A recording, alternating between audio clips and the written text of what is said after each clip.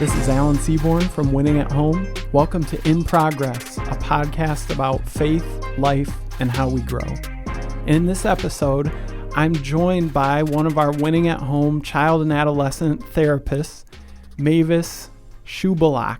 Did I say that right? Close. Close? Okay, good. It's like a shoe, a bell, and a lock. Yeah, So Annalisa was trying to walk me through this, and I thought I had it. It's Szubelak. Szubelak. Yes. Okay. Or just Mavis S. Right, exactly. That's what I'm like.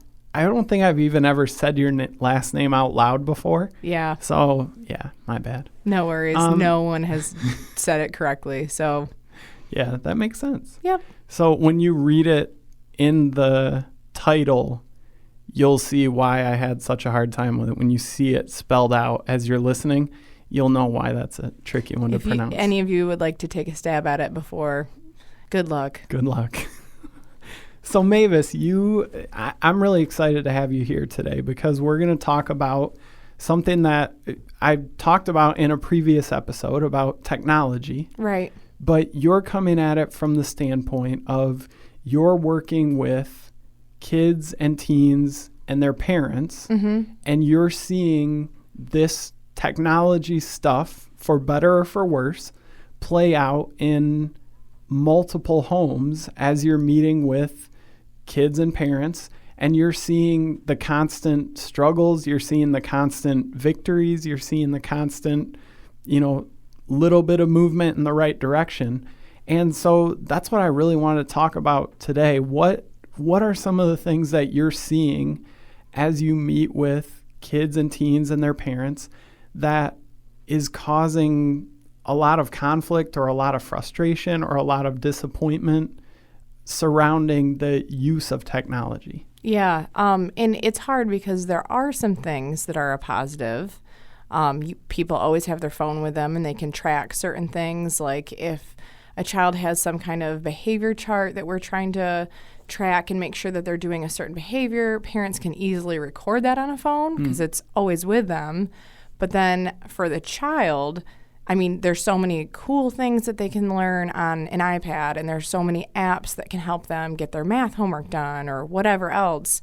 But then there's this addictive component, and there's this comparison component that's already a piece of an adolescent's life. They're constantly comparing themselves to others.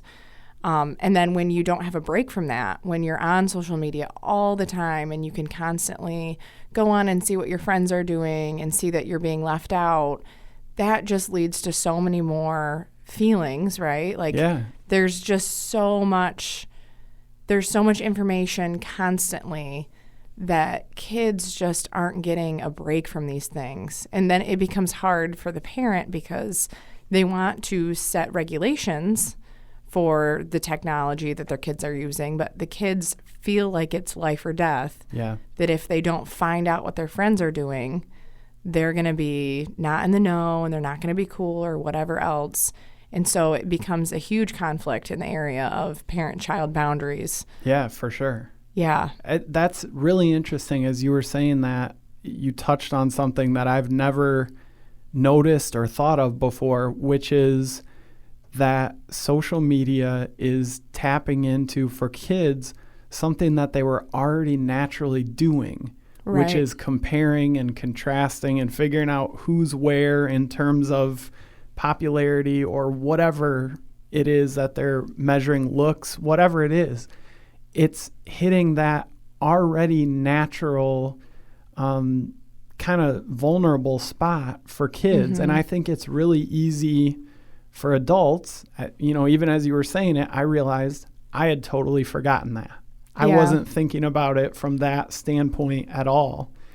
And that's something I think that we as adults, and especially parents to teens or preteens, really need to be aware of, that this is touching an already really sensitive spot for your kids. Right. Yeah, because there's already that innate drive of a child, as they're growing older, they go through these stages of development where they're looking to their parents for affirmation for everything.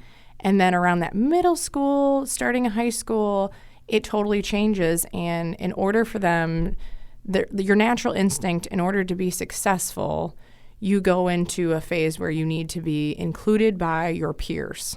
So success is based off of, are my peers going to include me, rather than, do my parents think it's a good choice? Yeah.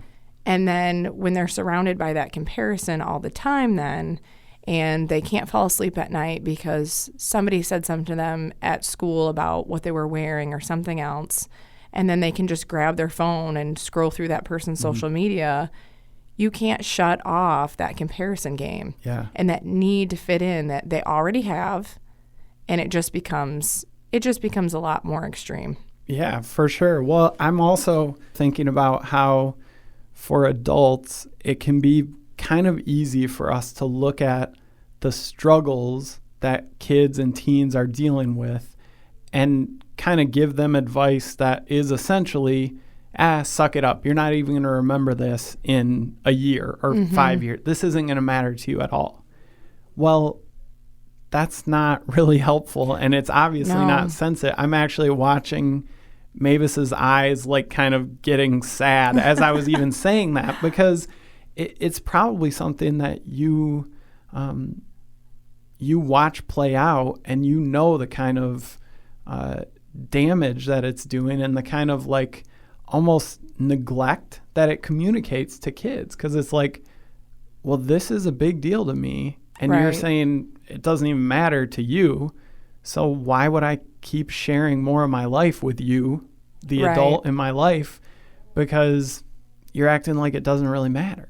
Well, and then it's this growth cycle of, one, I mean, their parents didn't go through this. Yeah. Even for myself, when I was in high school and middle school, I remember we had Facebook, and I would be on Facebook, or I'd be on instant messenger chat and that kind of thing, but it was just a conversation between two people. Yep. And so parents don't understand, in the same way of how a kid's brain works, how hard it is for them to put the phone away or to not think about those things, because they're just inundated with that information all the time. Yeah. And that's where their whole world is happening. That's where their importance, I mean, in quotations, importance is coming from right now. And so you want to validate that for a kid. You want to understand what they're going through instead of sweeping it under the rug and saying, well, it's not going to matter in 5 years. And there are a lot of parents, too, who I've seen get kind of sucked into that mentality of, am I being the best mom? And when I compare myself to the Instagram moms, am I doing a good job? And do people think I'm great? So parents can get sucked into it pretty easily as well. But that validation component for a child, if they're sharing with you, hey, I'm really struggling with this, just being able to sit with them in that feeling instead of being like, oh, this doesn't matter. Right. Yeah, that's great. And it's a good reminder, too, that if I'm 33, and if I have trouble regulating how I'm feeling in relationship to feeling like, oh, there's people out there that are speaking 100 times as often as I'm speaking, or they're, and the people listening know, I love collecting basketball cards. Their card collection is 100 times better than mine. If that's hard for me as an adult, if I'm trying to figure out how to navigate through that, how much harder is that going to be for a kid? Because they don't have near the amount of experience of coping with disappointment and frustration. They don't have the same tools that I have as an adult. And if we're struggling with it, how much more the kids in our lives? Right. And I like, Alan, you touched on regulation. And that's a huge thing, too, that I'm seeing of kids don't necessarily know how to regulate anymore, because their regulation tactic has become grabbing a screen. So if they have mixed up feelings, or if they want to compare themselves to someone, you kind of get that that burning itch of, I wonder what so-and-so's doing. And they can just grab their phone and find out. Yep. And so that rewires their brain to crave this information and to know that they can, again, in quotations, satisfy this drive to find out, because they have access to it. And so then they find out, and then they sit there in that feeling for even longer of, oh, they are all hanging out and I'm not there. And what does that mean? And then your brain just, again, can't shut off. It can't, there's no rest. Yeah. Even as you're saying that, I'm thinking about, for me, Annalise and I have been together for, I think, 5.5 years when you count when we started dating, that time frame.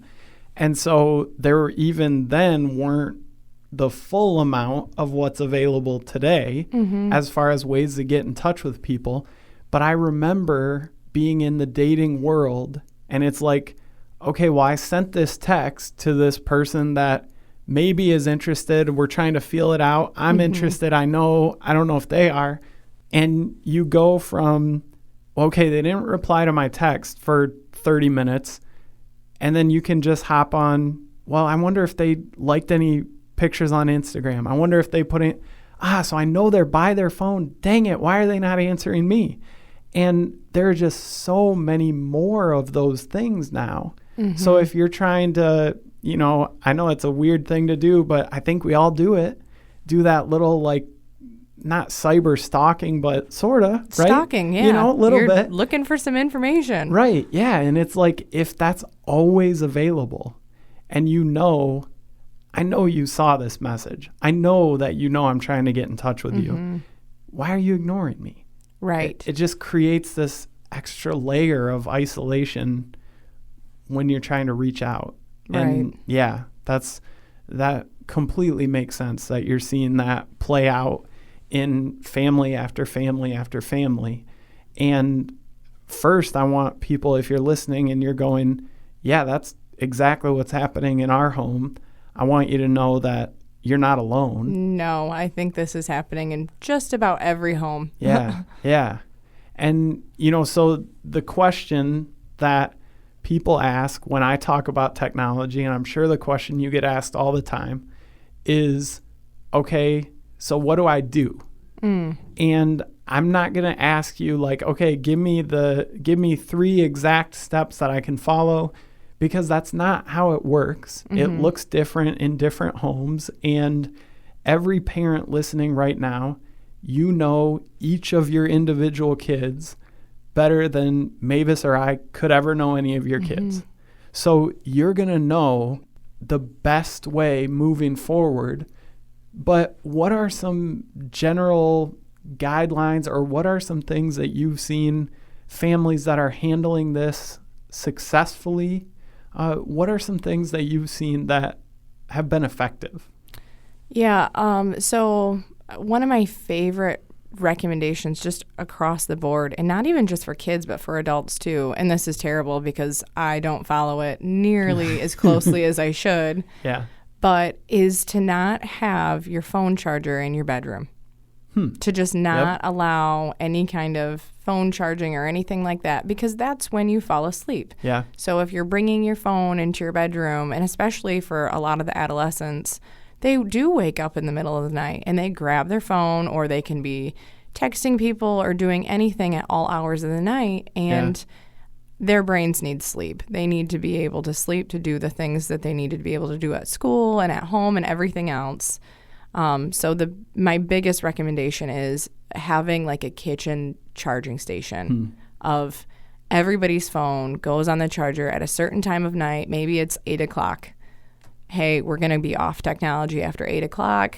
Your brains need to prepare for sleep. You need to be able to prepare for rest, but also let's have a face-to-face conversation together about how your day was. Let's connect.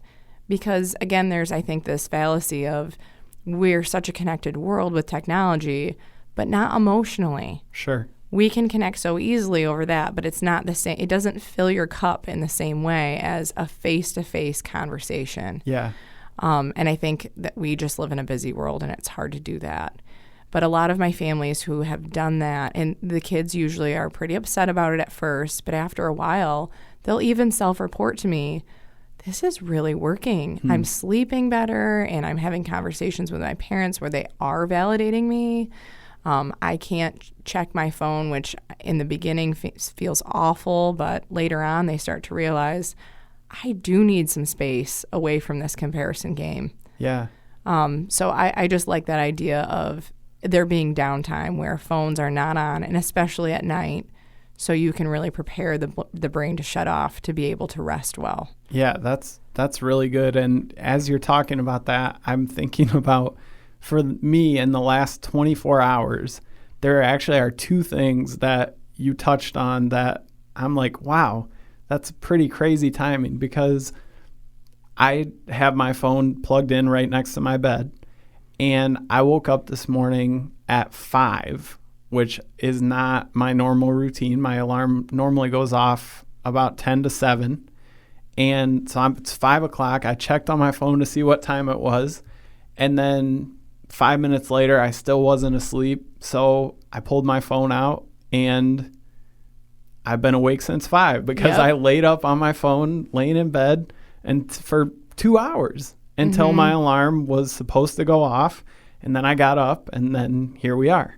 You can get sucked into that black hole so easily. Crazy. And not even about things that are important. Right. Like, you read an article that it's like, why am I reading this? Yes. It did nothing to help me, nothing that I'm better off knowing now that I would have missed out on. Yeah. So that's wise, not just for kids, but for everybody. Yeah. I mean, a lot of it does, you need to model it for your kids. It's the same thing of, okay, you can talk the talk, but are you going to walk the walk? Yeah. Yeah. And so for parents to be able to have that same ideology, that same value, if they're going to live it out, their kids are going to see it. But if it's going to be well, Mom, you're on your phone while we're watching a movie together tonight, that's not going to go well. Right. Yeah, that doesn't work. Yeah. The second thing that I was thinking from my last 24 hours, you talked about having a time where the phones are away and it's just a face-to-face hangout conversation. Most of the time when Annalise and I make lunch or dinner, we're recording this on a Monday. So yesterday we made lunch at home Sunday afternoon, and we normally would sit down and watch a show on Netflix or something like that. And it wasn't something we planned out. We're just like, hey, what about if we sit at our dinner table, which, by the way, is covered with a ton of stuff because we never use it for a dinner table, and just hang out. And we both kind of like cocked our heads like, oh, that's an interesting idea, and we did it, and we got done, and we're like, that was really cool. Like, you're fun to hang out with. And it sounds dumb because it's like, well, yeah, isn't that what life together is like? And it is, but we found that even just making the intentional effort to have a meal and just hang out with each other. We talked about things that otherwise, it's stuff that's been going on in life for a while, but it just didn't really come up in the normal ebb and flow of life. But when we're taking that moment to kind of, I don't know, I don't want to call it like have a date because we're, eating just a meal at our own home. That's hardly a date, but it was meaningful because we connected. Well, and it's funny because it feels like it's become a date now. Yeah, right? Like that used to be regular life, but now it feels like this really special time because it's so rare. It really is. As I was struggling to find a word, I'm like, but it kind of was a date. Like, it's bizarre. So yeah, I'm first in line to say that what you're talking about right there would benefit me. I would wholeheartedly agree. Yeah. It's one of those things where, again, I know the information and trying to get it into daily practice, it really is difficult. Yeah. But that's just a unbelievably practical way to cut down on distraction, interrupted sleep. And then, like I mentioned in the previous episode on technology, especially with kids, that's totally unregulated, supervised time that they're spending doing who knows what. And, I really, as I've started talking about technology, I've been doing it for maybe like 2 years, something like that. And I'm young enough that I think I have some credibility when I go places and talk. But when I first started, I was 100% on the side of pro technology. These people that are nervous about it, or like saying you shouldn't just have unlimited access to all this stuff. Like, they're just worrying. They're just, everyone hates the new stuff. And as I've looked at what it's doing in my own life, much less what it's doing in the lives of, like we talked about, kids and teens who have fewer tools to help cope with, this just being thrown off from what the normal ebb and flow of life is like. I'm still really pro technology, but I'm more cautious and more measured. And so I really think that that finding some of these kind of tools where we're not saying, yep, lock up a phone, never have a phone for any kid until they turn 18, never do this. It's saying, here are some really practical ways to use this, because this is part of life. And here's how it can play out in the home.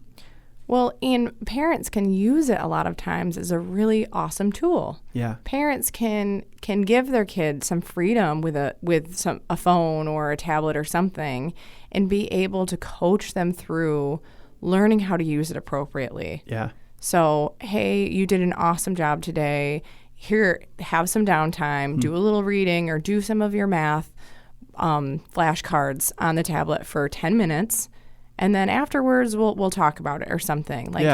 Parents can help them use this tool that they're going to get. I mean, schools do everything online now. Yeah. People get their little laptops and all of those things at school. And so they're going to be using these things. Let's teach them to do it wisely. Yeah. Because it really is something where you don't, as a parent, you don't really have the option of opting out of this, right? This is just the world now. Yeah, it's going to be really hard to just not use it at all. And there are some people who do that, but it's very, very difficult. Yeah, so if it's going to be a part of your kids' lives, just like anything else, you need to teach them to use it wisely. Yeah. And that can be a growing thing for them, and they can get excited about earning privileges and those types of things. And also learning how to make good decisions on technology, because there are a lot of temptations. Yep. And so when parents can walk alongside of their child while they're navigating all of that and just encourage to use it well, that helps build up the self-confidence in a kid of, I know what I should and shouldn't do. Yeah. And there are going to be mistakes along the way. Every child tests limits. But being able to continue to use that tool of saying, hey, we love you no matter what. Let's talk about how we can work on this better together to make sure that you're not going onto this site or whatever else. Yeah, I like that. And as you're talking about it, I was thinking, for my generation and for probably most of the parents listening now, that wasn't something, getting the just unlimited access to technology. That wasn't something that happened overnight like it can today. But I was thinking that maybe a parallel that would work. And I'm thinking of this now. So if this is stupid and awful, that's why, because I just came up with it. But maybe there's a parallel to getting a driver's license or having a car for the first time, because there are just things that are going to happen where it's learning from mistakes when you're driving a car. Right. And there's a light pole in the church parking lot where I learned how to drive my car that is a lot stronger than I thought it was. My car took the brunt of the damage there, but I smashed into a light pole figuring out how to drive a car, a stick shift in reverse. And my dad was outside the car screaming, stop, stop, stop. And all of a sudden, I stopped, but not the way I wanted. And I've got multiple stories like that. And I've got multiple stories of times where the police officer was the one that was saying, okay, here's the limit, you've reached it, and now there's going to be a consequence. And, it doesn't really cross our minds to say, okay, there was one mistake. You backed into one pole. You're never driving again. Okay, you got a speeding ticket. Never driving again. And I wonder if taking that sort of approach with the kids in our lives would be helpful to go, okay, I never really had to, experience this craziness the same way they do at this point in life. But there will be some mistakes along the way. There are going to be some things that go bad, and there are going to be some teaching moments in the midst of that. But it doesn't mean you're banned forever. It doesn't mean, I got to come down with the iron fist, because even though I didn't experience this, I did experience something similar in, driving a car. I don't know. Does that make sense? Or Absolutely. Is that dumb? And I do like that analogy, because that's how serious it is too. You think about driving a car, you have the power of life and death in your hands behind the wheel. Yep. And sometimes with technology, with the cyberbullying and things that are happening, there is life and death in that too. Yeah. There's life and death in our words. And so for parents just to be aware of that and aware of how easy that is for kids, and it's not just, oh, my kid's so good, he would never do that. Yep. Well, your kid has access to a lot of things, and they're a human. Yep. So let's not shame them, but let's walk alongside of them and teach them about, hey, here are some pitfalls, and here are some things that might grab your attention. But let's remember, we want to continue to walk in our faith well, and we want to continue to use our words to encourage and not destroy. Yeah, that's huge. Because it's just so much easier to say things that you would never say to somebody in person, to try to get a rise out of some, maybe there's a little avatar of this person's face, but maybe it's just a name on a screen. Right. And you go, I'm going to make that name on that screen know that I won this argument at all costs. And it can happen really easily. Well, and kids are so exposed to it. Yeah. So they might live in a world offline where people, for the most part, are pretty kind. They use kind, encouraging words, but then they go on YouTube and listen to a music video.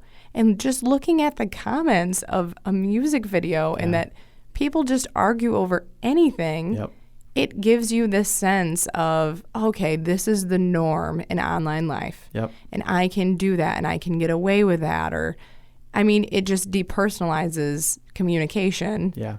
So it really does. Are quicker to say and do things that they wouldn't say and do, like you said, face to face. Yeah. Yeah. And I think too, from something that a lot of teenage boys are into, which is the online gaming, that stuff was kind of coming into existence. I can remember some of the kind of homemade setups that we would have to do to try to connect our Xbox to be able to play online against people, and the things that are normal in the chat on there, in the messages that you send back and forth to other people, in what's said over the headsets as you're in the midst of playing.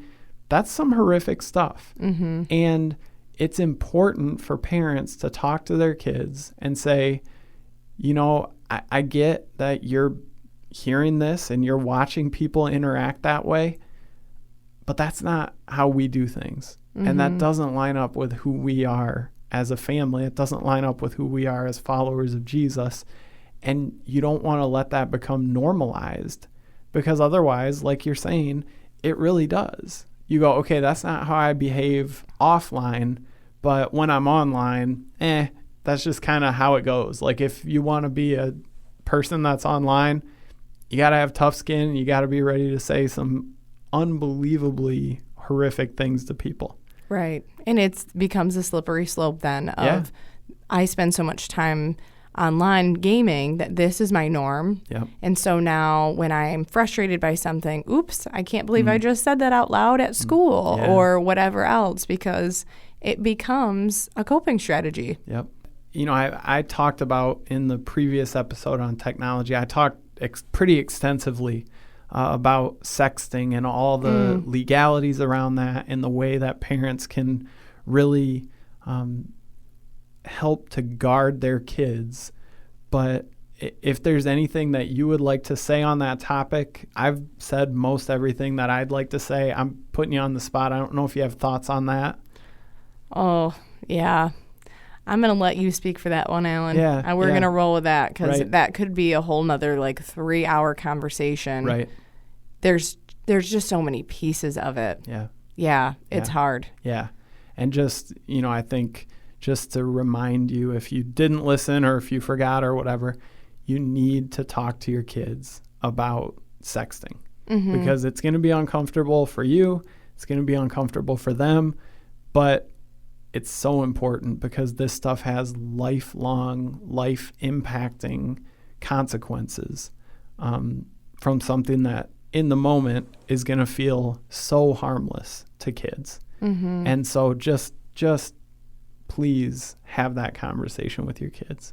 In a very grace-filled way, I guess, is the only thing I would add on there. Yeah, that's good. Because a lot of kids afterwards, too, are so ashamed and think their worth has changed. And how could I have fallen victim to this? Yeah. And I'm a terrible kid because I've done this. And a lot of times just really coming alongside of them again and encouraging them of, we live in a broken world. You're not a terrible person for doing this, but I want to encourage you to make some different choices. Yeah. And there are probably going to be some things along the way that can help you encourage your kids. There's going to be some boundaries that need to be set for them to understand too of what does a healthy boundary look like? What does healthy communication look like? I understand most of your friends might be doing this, but it's just not okay, and it doesn't send the right message about your worth. Yeah. Yeah. That's awesome. Thank you. That's a key part of that conversation is it can easily turn into pre-guilting somebody, right? And creating this thing where it's like, this better not happen. This is not part of our this is not. And to have a grace-filled conversation about something that is so important and really matters a lot, and that we've watched a lot of people's lives be negatively affected by this underage sexting, but to have that conversation with your kids in a way that is healthy. That's awesome. Yeah. So I'm looking and I'm realizing that we've been in here talking for a while, 35, 40 minutes. Yep. And I don't know how much more time you have, but I'm wondering, is there anything else that as you're thinking through technology, you're going, I'd like to at least mention this? Yes. Okay. Great question, Alan. That's my favorite kind, right? Yes. I would like to mention that there are some really cool apps out there to help you learn about regulation. Okay. So a lot of times when kids are upset by something, they do grab their phone and they might zone off into space and go on, Instagram or Snapchat or whatever else. But, and I mean, that causes a ripple effect, right, of not being in touch or aware of their bodies or of just the physiological responses of in your body of an emotion of they don't even realize that their heart is beating fast or that their palms are sweaty or any of those things. I just want to interrupt real quick and say, Annalise taught me this 2 years ago. Okay, so I was over 30 when I learned. I would tell her, okay, I'm feeling this way right now. I'm feeling this really weird thing. It feels like I'm having a heart attack or something. And she'd be like, yeah, that's an emotion. And I'm like, oh, interesting. So when I feel this, that's an emotion. So yeah, don't wait till you're 30. Yeah. It's not been fun to learn about emotions at my age, I gotta say. Right. And so anyway, it's tricky. Yeah. You just don't think about those things and you're not in tune with it. And so kids now have so many other distractions that it's harder for them to really be mindful and aware of themselves. So there's a couple apps out there that help with that. So there's one called Headspace, and there's another called Calm that I've used before, even in session. Yeah. So it's just, they're really quick apps. There's a lot of in-app purchases. I will just say that up front. Sure. But it helps your kids to do some mindful, deep breathing. And adults, too. I have adults that do this. Yeah. but it helps you learn how to do proper deep breathing.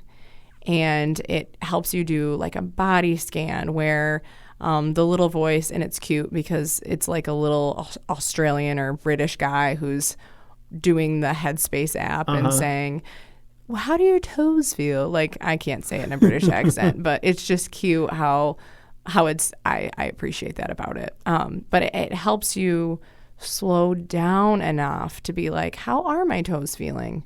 Are they kind of cramped in my boots right now? Oh, do I notice that maybe I've got a little hole in my sock? Am I noticing? Like, it gets the ball rolling of what am I now noticing because I'm aware of it. That's great. Yes. That's so great. Same thing with like a lot of my clients have stomach aches or neck problems or headaches when they have stress or anxiety. And it helps them, if they're using this app daily, to be like, oh, wow, my shoulders are really raised and I wasn't even paying attention to that. I'm probably going to get a headache if it keeps being that way. So now I'm going to choose to take 5 minutes to do some deep breathing and just be really mindful of my posture so it doesn't continue to go on and turn into a headache. Yeah, that's great. That's, I've talked in several of the episodes about the life change that meditation has brought for me. Right. And I love the idea of helping kids and teens use their phone to create that space because it is so easy to go through life with no moments of silence, with no moments of introspection, with no moments where we're actually trying to actively be at peace and to find ways to hand the kids in our lives a way to do that and a way to cope in the midst of the craziness of everything else. That's beautiful. Thanks for sharing that. Definitely. Yeah. Yeah. Use a Headspace app or something and put your phone on Do Not Disturb. Put it far away from you so you can't see it or touch it, but you can hear it. Yeah. And then go to sleep. Yeah. Yep. That's awesome. I love it. Thanks so much, Mavis. Definitely. Really appreciate you sharing and some really practical ways that this stuff plays out and can make a real impact for families. So thanks for doing that. Definitely. Thanks for having me. For sure.